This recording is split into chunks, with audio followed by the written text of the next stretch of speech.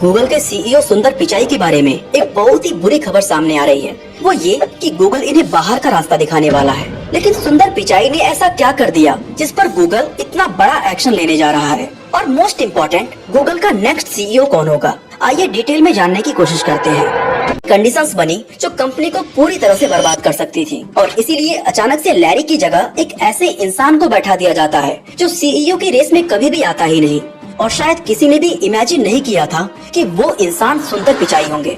लेकिन सवाल उठता है कि एरिक के जाने के बाद ऐसा क्या हो गया कि लैरी को हटाकर उनकी जगह सुंदर को लाना पड़ा।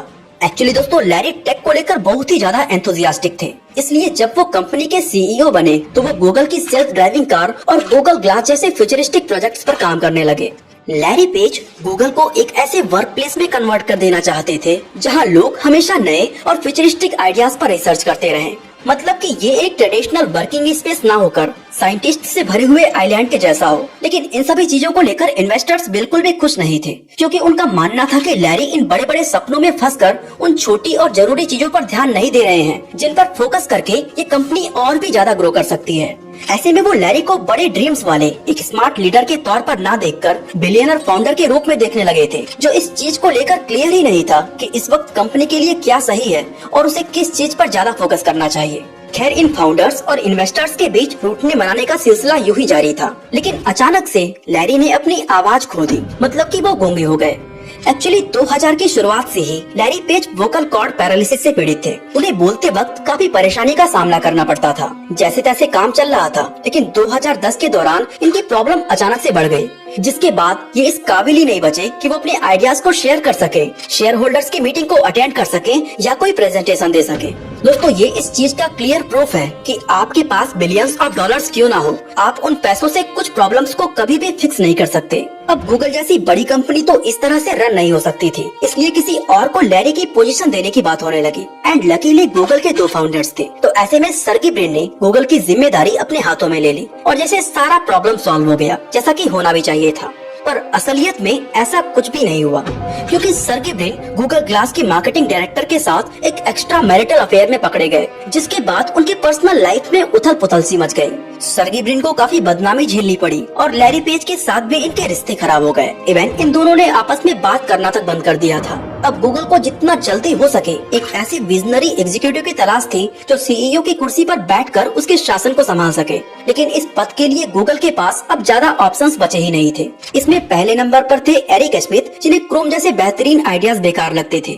दूसरे थे लैरी पेज, जो अनफॉर्चुनेटली पैरालाइज्ड हो चुके थे। तीसरे थे सर्गी ब्रिन, जिनके अफेयर्स के चर्चे पूरी दुनिया में थी। चौथे नंबर पर थे एंडी र्यूबिन, जो एंड्रॉइड के फाउंडर हैं। ऐसे में लगा कि गूगल इन्हीं को अपना नेक्स्ट सीईओ बनाने वाला है। लेकिन एंडी र्यूबिन पर बहुत ही सीरियस सेक्सुअल मिसकंडक्ट के एलिगेशंस लगे हुए थे, जिसकी वजह से गूगल ने $90 मिलियन का एग्जिट पैकेज देकर उन्हें कंपनी से बाहर का रास्ता दिखा दिया, क्योंकि वो इन केसेस के चक्कर में अपना नाम खराब नहीं करना चाहता था। और इस तरह से पिक्चर में आए सुंदर पिचाई, जिनके हाथों में फाइनली गूगल की कमान सौंप दी गई।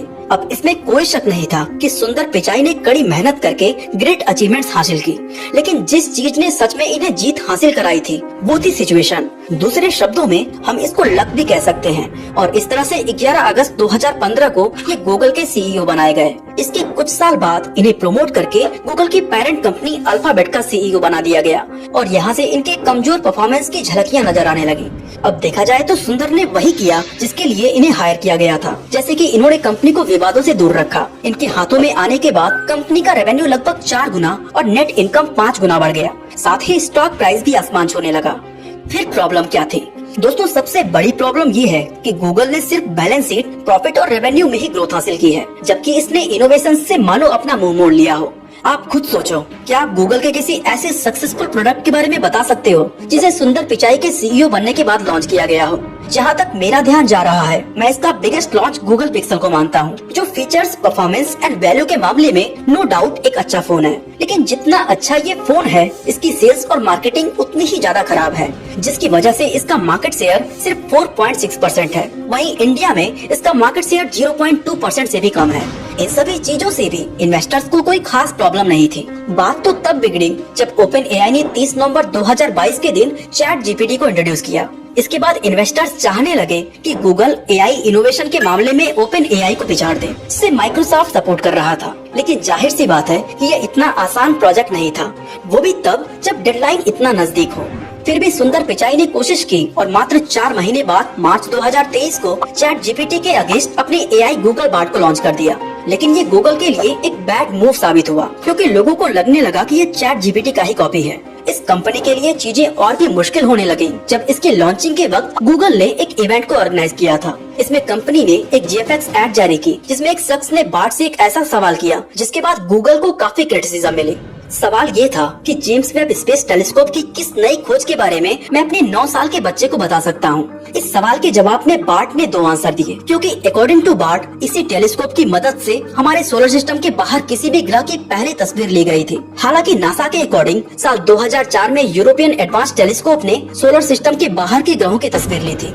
इस गलत जवाब के बाद बार्ड एआई पर सवाल उठने लगे। फिर क्या था, कंपनी के शेयर प्राइस तेजी से नीचे आने लगे और इसकी मार्केट वैल्यू $100 बिलियन से घट गए। इस क्रिटिसिज्म के बाद सुंदर ने कंपनी की गलती को सुधारने के लिए बार्ड को और भी ज्यादा वर्सेटाइल बनाया और उसमें कई तरह के इम्प्रूवमेंट किए। बाद में इसी इम्प्रूव्ड वर्जन का नाम बदलकर बार्ड से गूगल जेमिनी कर दिया गया। तो सवाल उठता है कि क्या इसने गूगल का रेपुटेशन बचा लिया? जवाब है बिल्कुल नहीं, बल्कि जो बचा कुचा था जेमिनी ने उसे भी मिट्टी में मिलाने का काम किया, क्योंकि इसके बाद ये कंपनी और भी ज्यादा कंट्रोवर्सी में गिर गई। दरअसल एक यूजर ने जेमिनी से जॉर्ज वाशिंगटन की इमेज जनरेट करने को कहा, लेकिन इसने वाशिंगटन की जो इमेज जनरेट की उसमें स्किन टोन को डार्क कर दिया, जबकि असलियत में वो फेयर स्किन टोन के थे।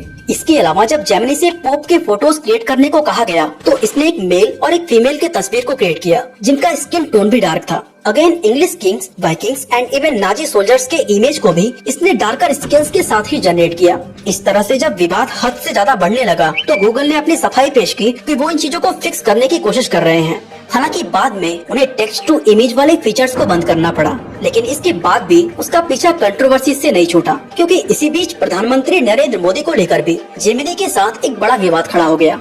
एक्चुअली जेमिनी ने पीएम मोदी को फैसिस्ट यानी फांसीवादी बताया, जिसके बाद गूगल के पास नोटिस भेजकर जवाब मांगा गया। इस पर गूगल ने क्लैरिफिकेशन दिया कि जेमिनी सभी प्रॉम्प्ट का जवाब देने में हमेशा रिलायबल नहीं है। इस तरह की लगातार कंट्रोवर्सीज की वजह से अल्फाबेट का मार्केट कैप $1.798 ट्रिलियन से घटकर $1.702 ट्रिलियन हो गया, जिसके चलते उन्हें $96.9 बिलियन का नुकसान झेलना पड़ा। ऐसे में जाहिर सी बात है कि इस तरह के लॉसेस इन्वेस्टर्स को बिल्कुल भी पसंद नहीं आएंगे, एंड हुआ भी एक्चुअली ऐसा ही, जिसके बाद इन्वेस्टर्स चाहने लगे कि सुंदर को सीईओ के पद से हटा दिया जाए। उधर सर्गी भी अफेयर और ड्रामा से निकलकर बाहर आ चुके हैं, जो माइट पे सुंदर पिचाई के लिए एक पॉजिटिव साइन नहीं है, क्योंकि सर्गी ने हमेशा लैरी की छाया में रहकर काम किया है। ऐसे में हो सकता है कि वो इस बार सीईओ के रूप में कंपनी का पूरा कंट्रोल अपने हाथों में लेने की कोशिश करें। अब गूगल में आगे क्या होता है और इन्वेस्टर्स किसको सीईओ बनाने का पक्ष लेते हैं, ये देखने वाली बात होगी। आज के लिए बस इतना ही।